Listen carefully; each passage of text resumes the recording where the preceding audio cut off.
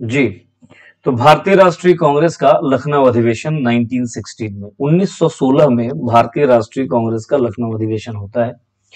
इसकी अध्यक्षता करते हैं अंबिका चरण मजूमदार। सबसे पहला क्वेश्चन तो यही आता है कि 1916 में भारतीय राष्ट्रीय कांग्रेस का अधिवेशन कहां हुआ, तो लखनऊ में हुआ। इसके अलावा एक क्वेश्चन पूछता है कि इस अधिवेशन की अध्यक्षता कौन करते हैं, तो अंबिका चरण मजूमदार करते हैं।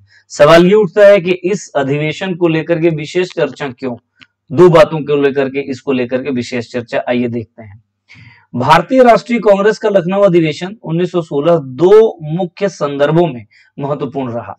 इस अधिवेशन में एक तरफ अतिवादियों का कांग्रेस में पुनः प्रवेश हुआ। अतिवादी मतलब वही गर्मपंथी, ये जो गर्मपंथी, याद होगा 1907 का जो सूरत अधिवेशन हुआ था उसमें नरमपंथियों को बाहर का रास्ता दिखा दिया गया और कांग्रेस का पहला विभाजन उस टाइम में होता है।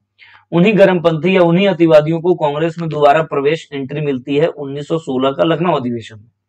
तो दूसरी ओर कांग्रेस और मुस्लिम लीग के मध्य एक समझौता होता है, ठीक है ना। तो दो संदर्भों में लखनऊ अधिवेशन भारतीय राष्ट्रीय कांग्रेस का बड़ा महत्वपूर्ण रहा। एक तो इसमें गर्मपंथी और नरमपंथी दोनों फिर से एक हो गए, और दूसरा कि कांग्रेस और मुस्लिम लीग, जिसकी स्थापना 1906 में आगा खान के द्वारा होता है, उस मुस्लिम लीग के बीच एक समझौता हो रहा है। ठीक है, आइए देखते हैं आगे इस समझौते में क्या क्या पॉइंट्स थे। लखनऊ समझौते के प्रावधान निम्नलिखित हैं। पहला पॉइंट, कांग्रेस द्वारा उत्तरदायी शासन की मांग को लीग ने स्वीकार किया। उत्तरदायी, रेस्पॉन्सिबल गवर्नमेंट बने। रेस्पॉन्सिबल गवर्नमेंट कहने का मतलब यह है कि जनता के प्रति रेस्पॉन्सिबल रहे, और जनता के प्रति रेस्पॉन्सिबल तभी रहेगा जब यह गवर्नमेंट इलेक्शन के थ्रू आएगा। इलेक्शन के थ्रू आएगा, यानी एक तरीके से डेमोक्रेटिक गवर्नमेंट भी कहा जा सकता है इसको, डेमोक्रेटिक गवर्नमेंट, है ना। उत्तरदायी शासन की जो मांग लगातार कांग्रेस कर रही थी, उस मांग को मुस्लिम लीग भी यहां स्वीकार करता है। कांग्रेस ने अब बदले में देखिए कांग्रेस क्या कर रहा है, मुसलमानों हेतु पृथक निर्वाचक व्यवस्था की मांग को स्वीकार कर लिया। अब देखिए यहां ये एक बहुत इंपॉर्टेंट पॉइंट है।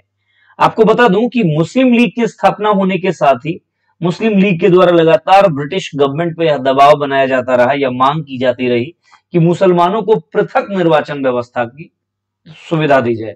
पृथक निर्वाचन व्यवस्था कहने का मतलब सेपरेट इलेक्टोरेट की का सिस्टम दिया जाए, यानी मुसलमानों को वोट करने का अधिकार केवल मुसलमानों को हो, ऐसी एक व्यवस्था कर दिया जाए।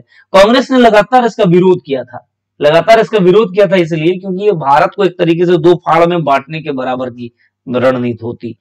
और यहां आकर के कांग्रेस ने मुसलमानों के लिए स्वयं पृथक निर्वाचक व्यवस्था को की मांग को स्वीकार कर लेता है। माना ऐसा जाता है कि 1916 में अगर इस तरीके की चीजों को कांग्रेस नहीं माना होता तो शायद आगे चल करके हिंदू और मुसलमान के बीच की खाई इतना भयानक ना होता।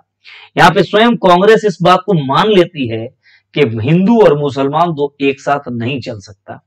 अगर आप मुसलमानों के लिए सेपरेट इलेक्टोरेट सिस्टम को स्वीकार करते हैं, इसका मतलब आपने ये तय कर लिया, अब आप एक्सेप्ट करते हैं इस बात को कि मुसलमानों को मुसलमान ही चुने। और ये कहीं ना कहीं आगे चल करके यहाँ पे जो बीजारोपण हुआ है, यहाँ पे जो छोटी सी चिंगारी है, वो आगे चल करके भयानक आग का रूप ले लेगा और ये देश 1947 में दो भाग में बंट जाएगा, विभाजन हो जाएगा। तो माना जाता है कि कहीं कहीं कांग्रेस ने कुछ गलतियां करी अपनी रणनीति में, अपनी सोच में, अपने विचार में। उसमें से एक गलती ये भी थी कि 1916 का लखनऊ अधिवेशन में उसको मुसलमानों के लिए पृथक निर्वाचन व्यवस्था की मांग को स्वीकार नहीं करना चाहिए था। इसलिए क्वेश्चन आता है कि मुसलमानों को पृथक निर्वाचन की व्यवस्था कब मिली, तो 1909 में मिली। लेकिन एक क्वेश्चन ये आता है कि मुसलमानों हेतु पृथक निर्वाचन व्यवस्था को कांग्रेस ने कब स्वीकार कर लिया, 1916 इसका आंसर होगा। आगे बढ़ता हूं, अगला पॉइंट आइए।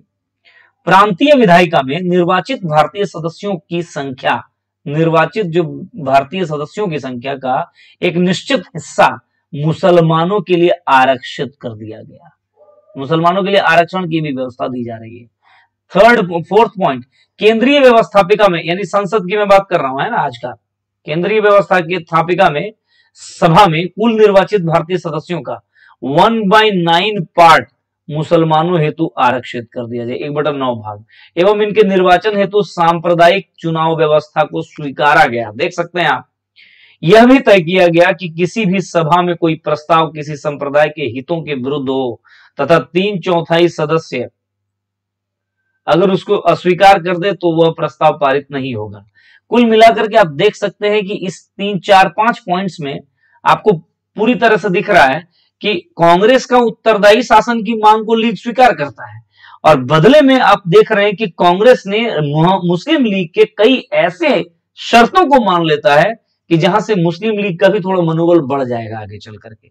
उसको भी लगने लगेगा कि अब हम बहुत महत्वपूर्ण पार्टी बन गए हैं, और कहीं ना कहीं ऐसी कुछ चीजों को मान लिया गया है जिससे इस देश का विभाजन आगे चल करके होना अब होगा ही, ऐसी बात कर दी। मतलब एक लगभग इस तरीके की चीजों को इस अधिवेशन में कांग्रेस के द्वारा स्वीकार किया जाता है। नहीं होना चाहिए था ऐसा। ठीक है, समझ में आ रही बात ना?